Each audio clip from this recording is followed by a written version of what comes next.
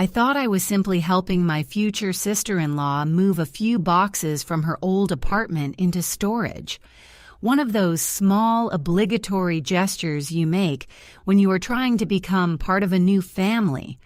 I had no idea that by the time afternoon turned to evening, she would accuse me of stealing $3,000 in cash from her bedroom, and that the man who had slid an engagement ring onto my finger just 4 months earlier would stand beside her in perfect silence, not saying a single word in my defense.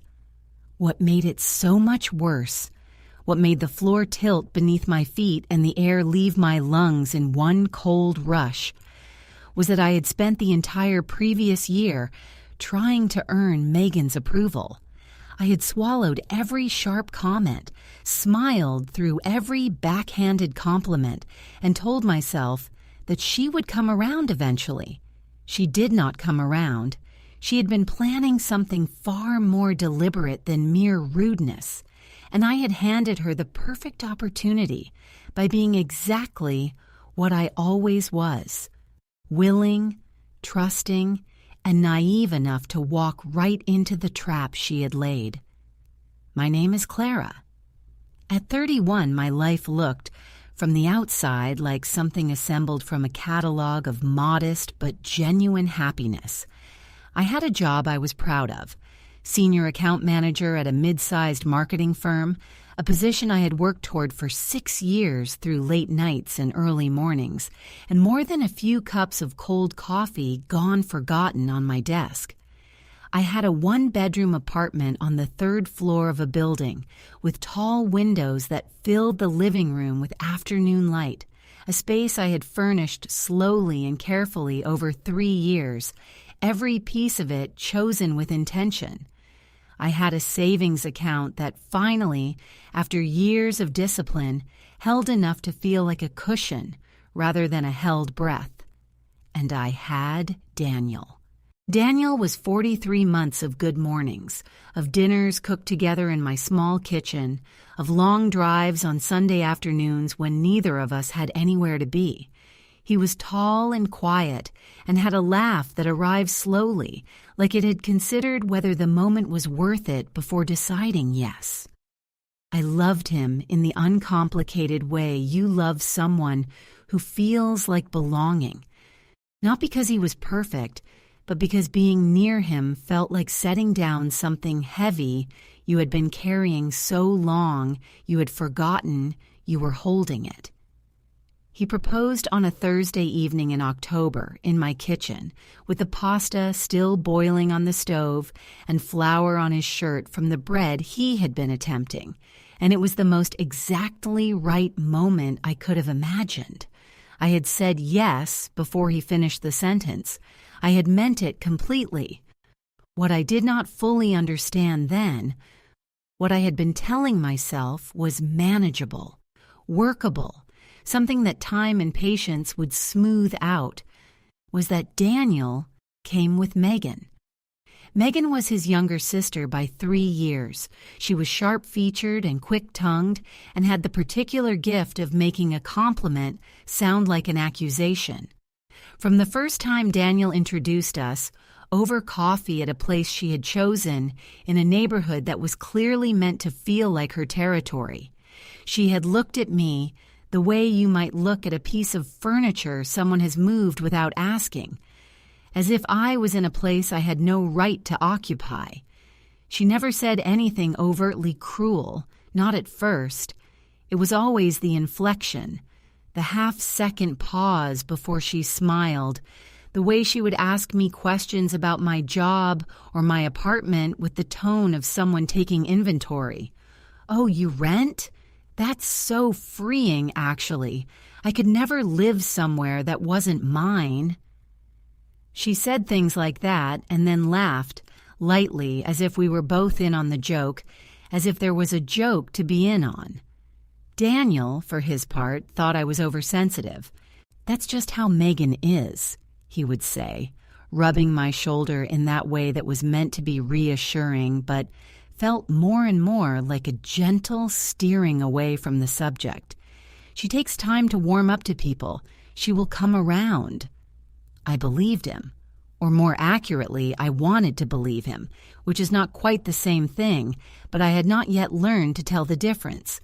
There is a particular kind of love that makes you generous with explanations for the people you have chosen, and I was deep in that kind of love, deep enough to mistake willful blindness for optimism. In the months after our engagement, Megan's behavior shifted, not dramatically, but measurably, the way a temperature drops in increments you don't notice until you realize you've been cold for a while. She started calling Daniel more often, not to congratulate him on our engagement, not to ask about wedding plans, but for things that needed handling: a leaking faucet in her apartment, a dispute with her landlord, a form she needed help filling out, a parking ticket she didn't want to deal with alone. Small things, individually reasonable, but they accumulated with a frequency that felt pointed. Daniel always went. He never seemed to notice that the calls came more often now that he had publicly committed his future to someone else, or if he noticed, he did not say so. I noticed. I filed it away in the category labeled things I was supposedly overreacting to and moved on because that is what I did. That is what I had always done. The morning of the incident began the way too many significant mornings do, quietly, ordinarily, with no outward sign that anything was about to change. I woke early, made coffee in the French press I kept on the left side of the counter, and stood at my tall windows watching the street below come slowly to life. It was a Saturday in late March, still cold enough that people's breath made small clouds in the air as they walked their dogs or carried paper grocery bags from the corner store 3 buildings down. The radiator ticked steadily. The coffee was hot and slightly bitter and exactly right. I remember thinking, in the particular way you only remember thinking something when it becomes ironic later, that I was happy, that things were good, that the engagement was the beginning of a chapter I had been looking forward to for a long time. Daniel had asked me the evening before if I would mind helping Megan move some things out of her apartment. She was switching to a smaller unit in the same building, and she needed someone with a car. His car was at the mechanic's. Could I help? Of course I could help. That was who I was. That was who I had always, perhaps to my detriment, been. I said yes without hesitation, told him I would be there by 10, and thought nothing more of it as we ate dinner and watched a film and fell asleep with his arm around my shoulder. I remember thinking, as I rinsed my coffee mug and pulled on my coat, that this might actually be a good opportunity. A few hours alone with Megan, doing something practical and low stakes, might be exactly the kind of thing that could soften the edges between us. I was not naive enough to expect transformation, but I thought perhaps progress, small, incremental, human progress. I drove to her apartment building in the kind of cautiously optimistic mood that I now understand was one of my most consistent weaknesses. The belief that goodwill, applied with enough consistency, would eventually be returned in kind. Megan's apartment was on the second floor of a building on a narrow, tree-lined street. She buzzed me up without any particular warmth and met me at her door in dark leggings and an oversized gray sweatshirt. Her dark hair pulled back tightly, her expression businesslike in a way that could have read as efficient or as deliberate, depending on what you were looking for. I was not yet looking for anything. "Thanks for coming," she said, and it sounded like something she had decided to say rather than something she felt. The apartment was in mid-transition. Boxes stacked in the hallway, furniture pushed toward the walls, a general air of controlled disruption that made the space feel smaller than it probably was. The air smelled of cardboard and the faint floral scent of her fabric softener, and underneath it something sharper, like the static charge before a storm. She handed me a handwritten list of boxes labeled for storage and pointed toward the living room. I was to carry those downstairs to my car. She would handle the bedroom herself. I nodded, picked up the first box, and got to work. I worked steadily for about 40 minutes, carrying boxes downstairs to my car in 2 trips, stacking them carefully in the trunk and back seat. I did not go into her bedroom. I had no reason to, no need to, no desire to. I stayed in the living room and the hallway, doing exactly what I had been asked to do, thinking about nothing in particular. The weather, the bread I was planning to bake that evening, whether Daniel would be back from his friend Marcus's place by dinner. Ordinary thoughts. The thoughts of someone who had no idea what was being arranged just 30 feet away, behind a closed door. It was when I came back upstairs for the 3rd time that I found Megan standing in the hallway outside her bedroom, with her arms folded across her chest and an expression on her face that I had never seen before. Not the brittle sociability she usually wore like a costume, but something colder. Something that had been waiting beneath the surface for exactly this kind of moment. She looked at me the way you look at someone when the conversation you are about to have is one you have already rehearsed. "The envelope," she said. I stopped. "I'm sorry?" "The envelope that was on my dresser." Her voice was level, not panicked, not confused, not upset in any of the ways that would have made sense if this were a genuine discovery. Level and careful and decided. "It's gone. There was $3,000 in it. Cash." The words arrived in my ears but did not immediately arrange themselves into meaning. I stood in her hallway, still holding a cardboard box against my hip, and stared at her. "What?" I said, and I heard how inadequate it sounded. Flat and too slow, the response of someone too genuinely surprised to access proper language. But it was the only word I had. $3,000, Megan repeated, enunciating each syllable with a precision that now, looking back, I recognize as the precision of someone who has practiced. In a white envelope, on my dresser. I put it there this morning before you arrived. It was rent money for the new unit. Cash, and now it's gone.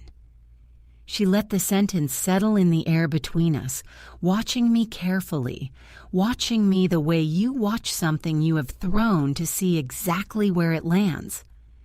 The cardboard box suddenly felt very heavy.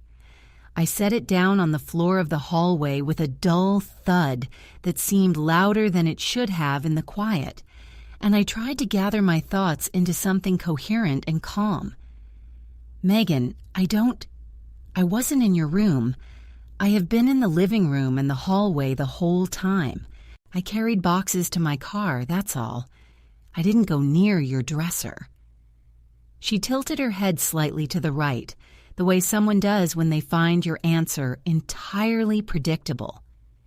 "You were the only other person here," she said simply. "I know that," I said, and I heard the slight rise in my voice that I was trying to suppress, the defensiveness that sounds identical to guilt to anyone already looking for it. "But I didn't go into your room. I promise you, Megan, I did not touch your money." The words came out a little too eager to convince, and I watched something flicker in her expression, not the flicker of someone reconsidering, but the flicker of someone noting that the reaction was proceeding exactly as expected. She said nothing. She simply looked at me. And in that silence, standing in that hallway that smelled of cardboard and fabric softener and something I could not name, I felt the first real trace of fear settle cold and certain in my chest. Not of her, not exactly, not yet, but of what her silence meant. Because she was not looking at me like someone who was genuinely distressed. She was not looking at me like someone searching for an explanation. She was looking at me like someone who had already decided, before I ever walked through her door that morning, exactly how this afternoon was going to end. I pulled out my phone and called Daniel.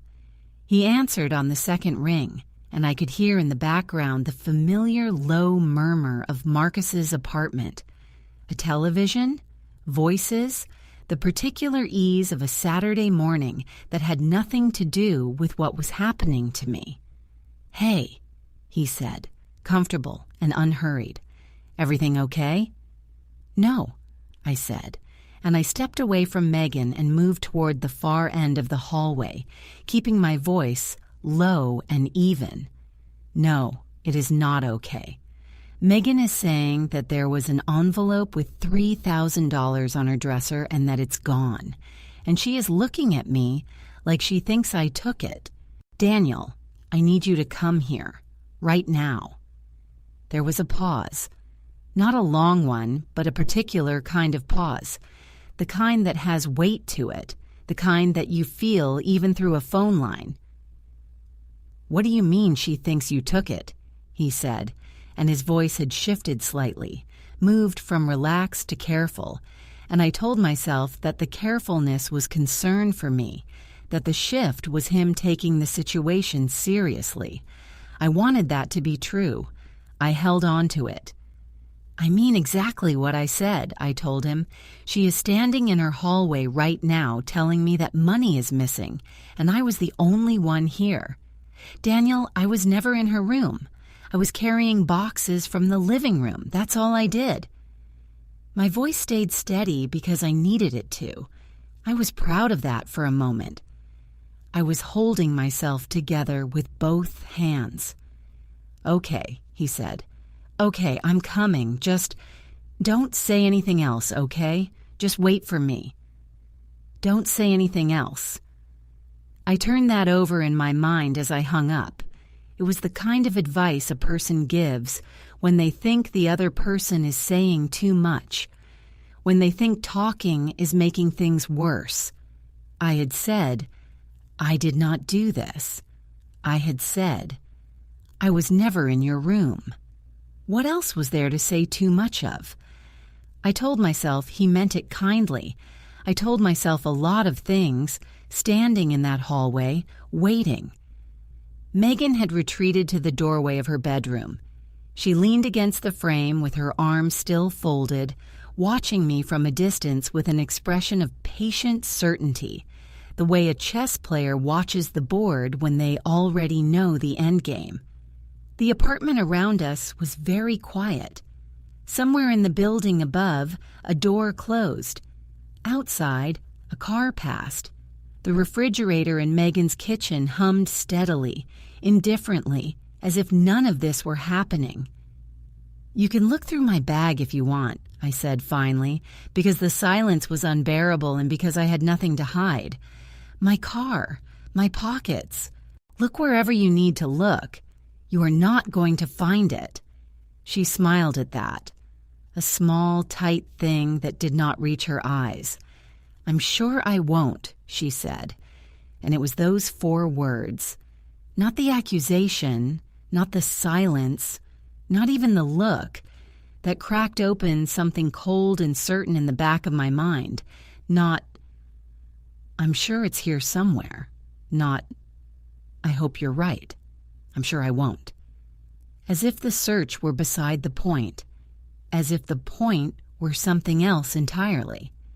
Daniel arrived 20 minutes later. I heard the building door and then his footsteps on the stairs, quick and purposeful, and I felt a wash of relief so strong it was almost physical. He would sort this out. He would look at his sister and he would say, "Clara did not do this, and I know that, and this is over." He would be the person I thought I had chosen.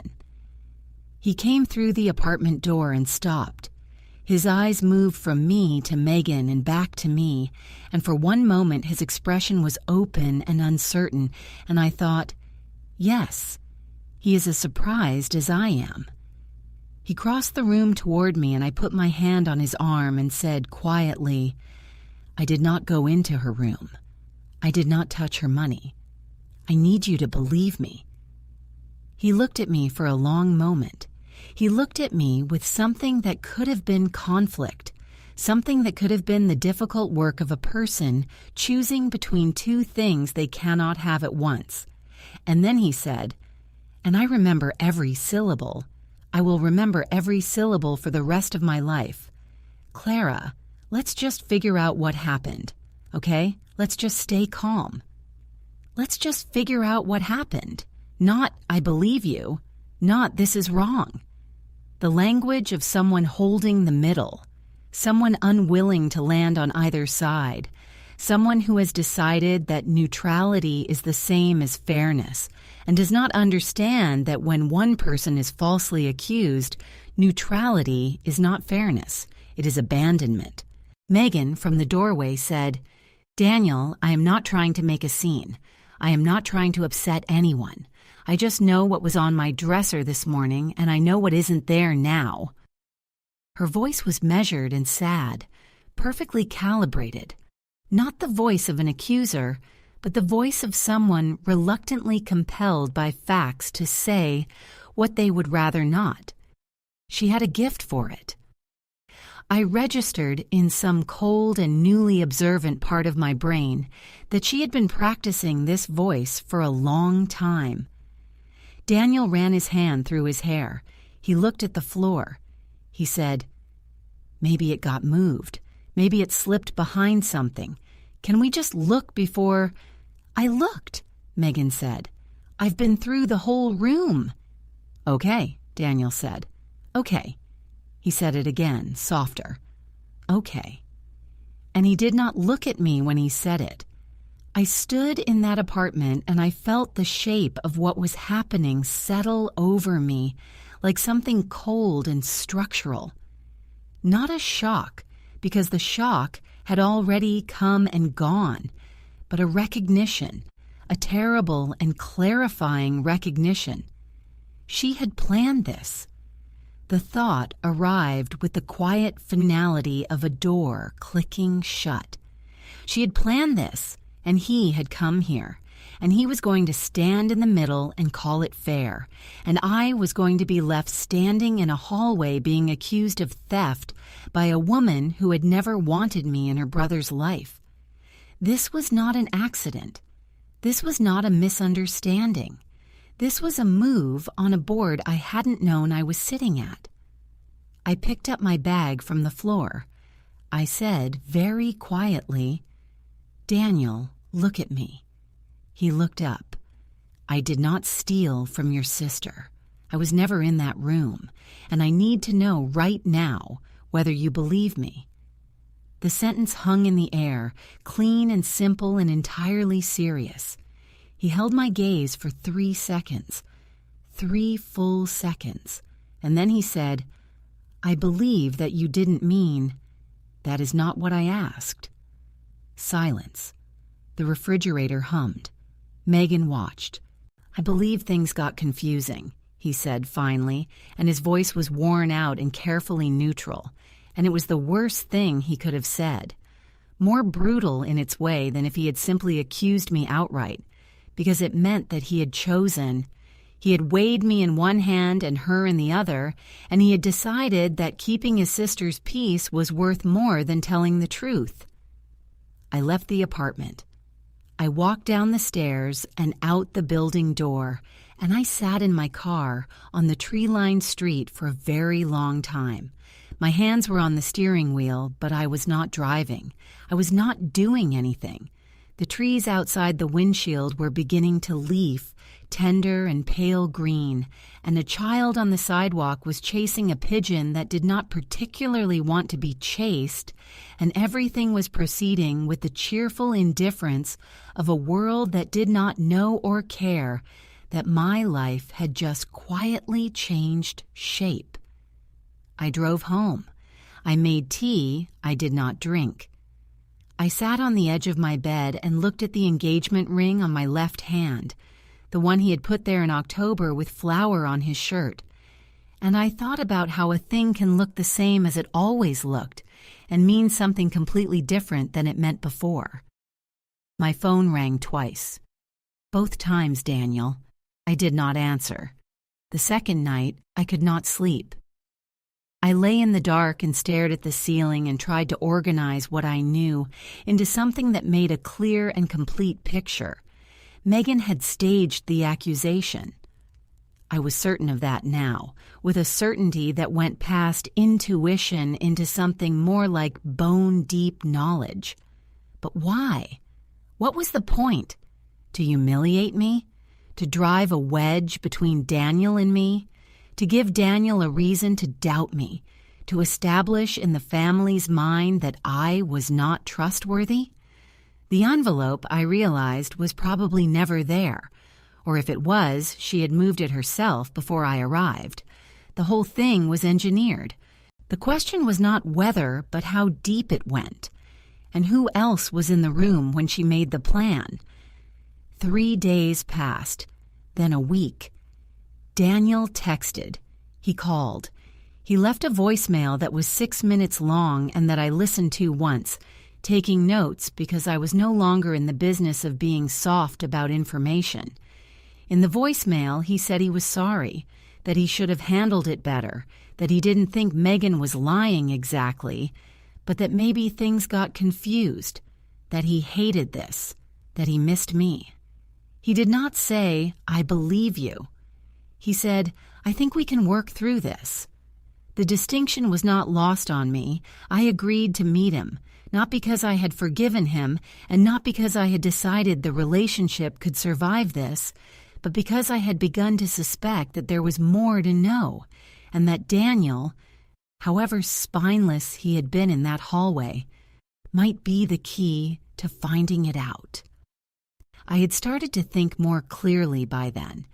The initial hurt had settled into something quieter and colder, and considerably more useful, and I had begun to ask myself the kinds of questions I should perhaps have been asking earlier. We met at a coffee shop near my apartment, a neutral place with too many plants and background music turned up just loud enough that the people at the next table couldn't hear you. I arrived first and chose a table at the back. I ordered a black coffee, and I sat with my hands folded on the table, and I waited. Daniel came in looking the way he always looked when something was wrong. Slightly too careful, his movements a little controlled, as if he was monitoring himself. He sat across from me and said, "Thank you for meeting me." And I nodded once because he didn't need my warmth right now. He needed to talk, and I needed to listen. "I want to explain," he said. "I want to hear the truth," I said, "which may or may not be the same thing." He looked down at his coffee cup. He turned it once in his hands. He was quiet long enough that I knew what was coming was not small, that he was gathering himself for something he had been carrying and had not yet said. I waited. I had learned in the past 10 days the particular discipline of waiting. "She told me something," he said finally, "before you came over that day. She called me the night before and she told me that she was worried, that she had heard, she said she heard from someone, she wouldn't say who, that you had borrowed money from a coworker and not paid it back, that there had been some issue at your last job. She said she wasn't sure if it was true, but she was scared because she had cash in the apartment and she didn't know." He stopped. He looked up at me. I held perfectly still. "She told you that," I said, "the night before I came over." "Yes." "And you let me go anyway." His jaw tightened. I thought she was being paranoid. I thought it was just her being... "But you didn't warn me," I said. "You didn't tell me what she'd said. You didn't give me any choice about whether to go." "I know," he said. "I know. I'm sorry."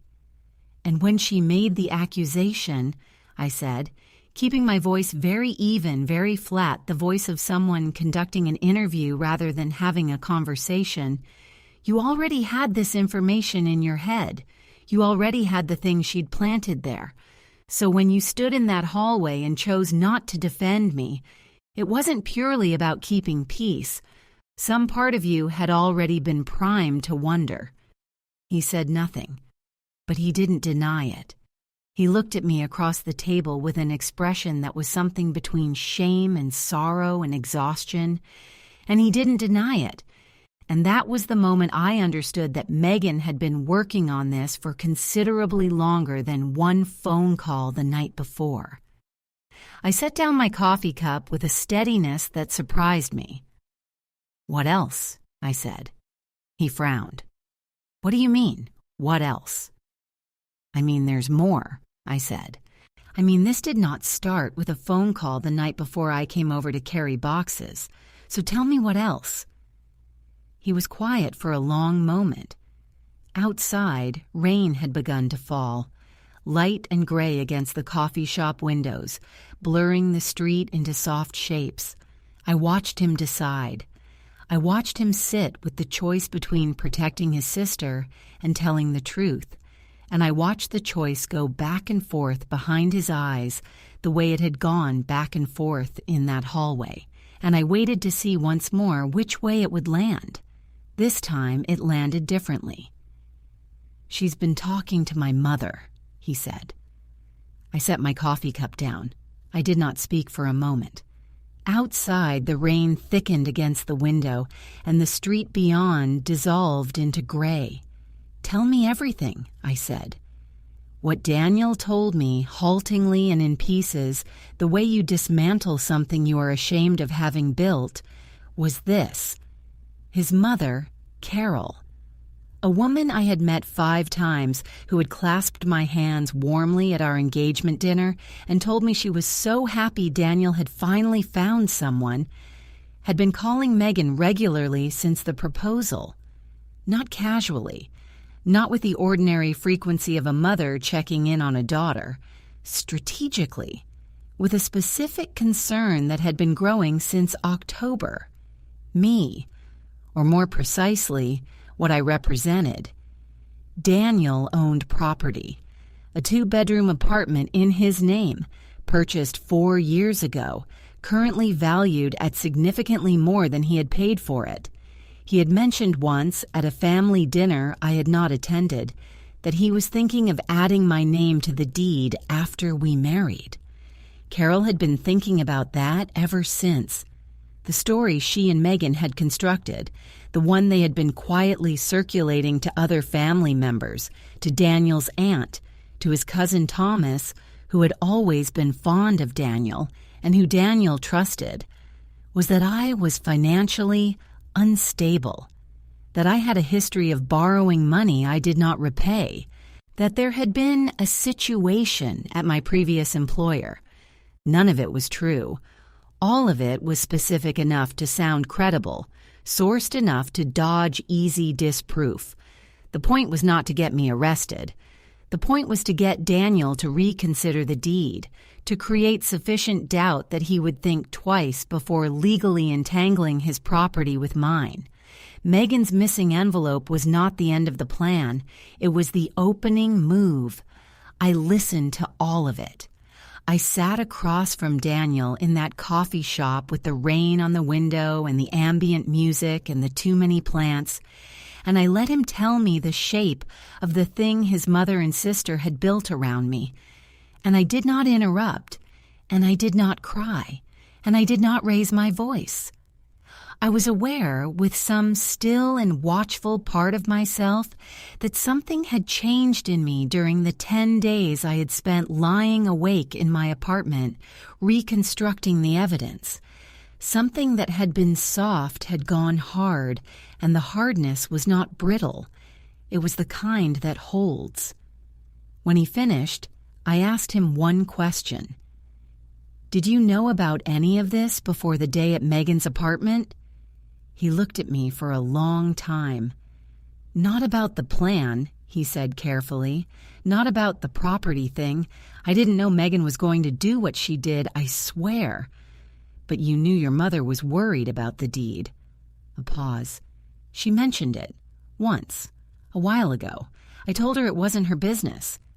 "And you didn't tell me." He said nothing. "Okay," I said. I picked up my bag. I put on my coat.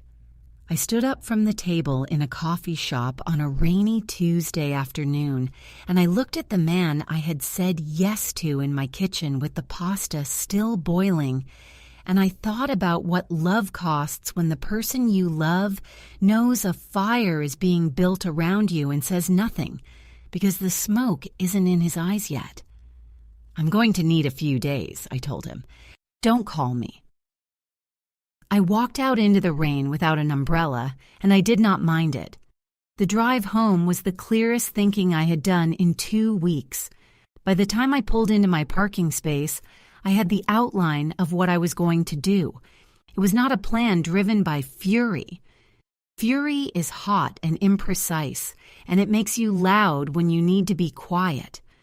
What I had was colder than that. A methodical, specific, entirely focused intention to dismantle what Megan and Carol had built, using nothing but the truth and the particular satisfying leverage of being the only person in this situation who actually knew what the truth was. I started with my former employer. The rumor Megan had been circulating, the borrowed money, the workplace situation, was specific, which meant it could be disproved specifically. I called my former manager, Jennifer, whom I had stayed in touch with and who I knew would be direct with me. I told her what was being said. She was silent for a moment, and then she said with the crisp efficiency of a person who does not have time for dishonesty, "That is completely false. You were one of the cleanest people I've ever worked with." "Who is saying this?" I told her. She said, "I'll put it in writing." Within 24 hours, I had a formal letter on company letterhead stating that I had left my previous position in excellent standing, with no financial incidents of any kind. Then I called my bank. I requested 3 years of statements, a clean, documented record of every transaction, every paycheck deposited on time, every loan repaid before its due date, every month balanced and accounted for. I was not in debt. I had never been in debt. I printed the statements and put them in a folder.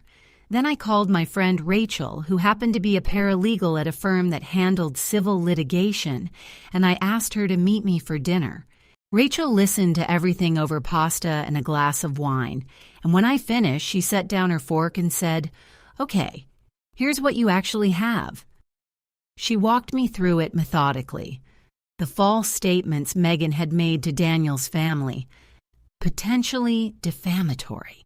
The staged accusation of theft, potentially actionable if I could demonstrate it, was deliberate. The motive, the property deed, provable through context and timeline. "You may not want to go to court," Rachel said, "but you want them to think you're willing to." "I am willing to," I said. She smiled. "Then let's make sure they know it." The plan that took shape over the following week was not complicated, but it was thorough. Rachel helped me draft a formal letter addressed to Megan and Carol jointly, outlining the specific false statements that had been made, the evidence I had disproving them, and my intention to pursue legal action for defamation if the statements were not publicly retracted. The letter was not hostile. Rachel was careful about that. It was precise, well documented, and utterly without sentiment, and it communicated, in the measured language of legal correspondence, that I was not a person to be outmaneuvered. We sent it on a Friday afternoon so they would have the weekend to sit with it. The response came faster than I expected. Sunday evening, my phone rang. Carol. I let it go to voicemail. She called again Monday morning. I let that go too. Monday afternoon, Daniel texted, "My mom wants to talk to you. She says it's important." I replied, "Have her contact my lawyer." Then I put my phone face down on my desk and went back to work. The meeting happened the following Thursday at Rachel's firm in a small conference room with a long table and chairs that were more comfortable than they needed to be for the occasion. I arrived early. I sat with my folder of documents, my bank statements, Jennifer's letter, and a printed timeline Rachel had helped me put together. A documented account of every incident, every conversation, every family interaction in which false information about me had been circulated. Megan and Carol arrived together, which told me something. They had come as a unit. They had come expecting to manage this the way they had managed everything else, with the particular confidence of people who had never been held accountable. Carol went first. She was a well-dressed woman in her late 60s, with silver hair and careful posture, and the practiced warmth of someone who has always used warmth as a management tool. She sat across from me, and she said, "Clara, I think there has been a terrible misunderstanding, and I want to clear the air before this goes any further." "There has been no misunderstanding," I said. My voice was very calm. "I know exactly what happened.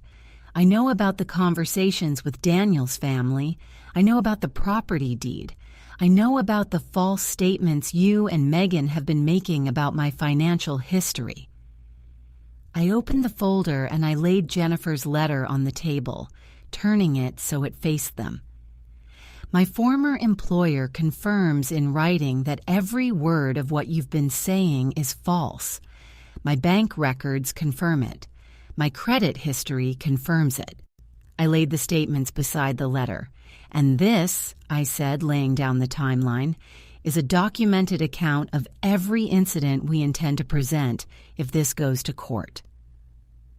The room was quiet. Megan looked at the papers on the table. Carol looked at me. Whatever she had been expecting, it was not this.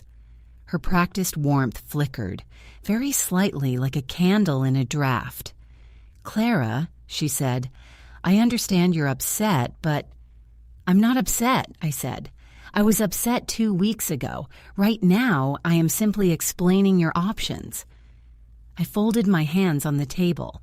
"You will retract the statements you've made to Daniel's family, in writing, to each person who heard them. You will acknowledge to Daniel that the accusation Megan made was staged, and you will both leave my professional reputation alone from this point forward. If any of those things do not happen, Rachel will file." Rachel, sitting beside me, said nothing. She did not need to. Her presence said it. Megan spoke for the first time. "You can't prove any of this," she said, but her voice had lost the leveled, rehearsed quality it had in her hallway. It had something underneath it now, a vibration that, if I had been feeling generous, I might have called uncertainty. "I don't need to prove intent," Rachel said quietly from beside me. "I only need to prove that the statements were false and that they were communicated. The bank records and the employer letter establish the falsity. The family members they were communicated to will be deposed." She let that land. The intent becomes self-evident. The silence that followed was the longest I had ever sat inside. I watched Carol's face go through several things: calculation, and then the recognition of a bad position, and then the particular tight-lipped expression of a person who is going to concede something and is deciding how to do it with the minimum possible loss of dignity. "What exactly do you want?" Carol said at last. "I told you," I said, "written retractions to every person you spoke to, and an acknowledgement to Daniel of what Megan did." I paused. "That's all. I don't want money. I don't want an apology. I know what an apology from either of you is worth. I want the record corrected, and I want to be left alone." 2 weeks later, the retractions arrived. They were brief, stiff, written in the tone of people who resented every word but had weighed their options and chosen the least damaging one. They went to Daniel's aunt, to his cousin Thomas, to the 2 other family members who had been told. Rachel reviewed them and confirmed they were sufficient. I filed them in the same folder as everything else and put the folder somewhere I would not have to look at it often, but could find it immediately if I ever needed to. Daniel and I had one final conversation, a long one, in my apartment, on a Wednesday evening when it was raining again. He had read the retractions. He had heard from Thomas what his mother had said and what the retraction had asked him to disregard. He sat at my kitchen table with his hands flat on the wood and his face carrying the particular exhaustion of a person who has recently learned something about themselves that they cannot unknow. He said he was sorry. He said it several times and in several different ways, and I believed that he meant it. And I also believed that it changed nothing fundamental. The problem, I told him, is not that you chose wrong in that hallway. People make bad choices under pressure.